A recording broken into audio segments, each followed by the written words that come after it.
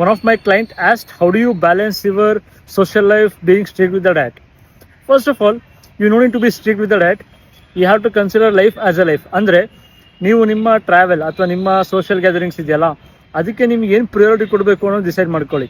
If you ask me, I give you top 2 reasons. First priority, give it to your parents. Second priority, give it to your family. That means your wife, kid, whoever it is.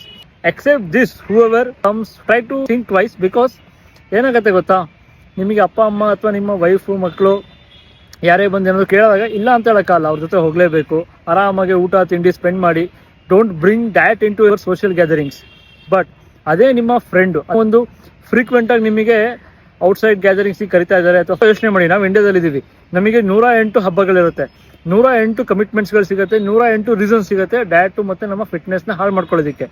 So ನೀವು ಯೋಚನೆ ಮಾಡ್ಕೋಬೇಕಾದ್ರೆ ಇಷ್ಟೇ, ಎಲ್ಲಿ priority ಕೊಡಬೇಕು, ಎಷ್ಟು ಫ್ರೀಕ್ವೆಂಟಾಗಿ ನಾನು ನನ್ನ ಡಯಟ್ನ break ಮಾಡ್ಬೋದು ಅಂತ. Enjoy this process for next 30-40 years. Because ನೀವು ಚೆನ್ನಾಗಿದ್ರೆ ನಿಮ್ಮ ಫ್ಯಾಮಿಲಿನ ಚೆನ್ನಾಗಿ ನೋಡ್ಕೋಬೋದು. ನೀವು ಚೆನ್ನಾಗಿಲ್ಲ ಅಂದರೆ ನೀವು ಎಷ್ಟು ಟ್ರಿಪ್ಪು ಎಷ್ಟು ಪಾರ್ಟಿ ಮಾಡಿದ್ರು it's of no use. Try to be active, try to do more steps. So if you maintain this, I think you can actually balance your social gatherings as well as your fitness life. For a beginner who are struggling to get your own fitness, then limit the priorities. Keep only your family. Rest all you have to manage, because more excuses you take, more damage you will make to your own life. Definitely ನೀವು ಒಳ್ಳೆ ಪಾರ್ಟಿನೂ ಮಾಡ್ಬೋದು, ಒಳ್ಳೆ social ಗ್ಯಾದರಿಂಗು ಮಾಡ್ಬೋದು, ಹಾಗೆ ನಿಮ್ಮ health ಮತ್ತು fitness ಬಗ್ಗೆನೂ focus ಮಾಡ್ಬೋದು.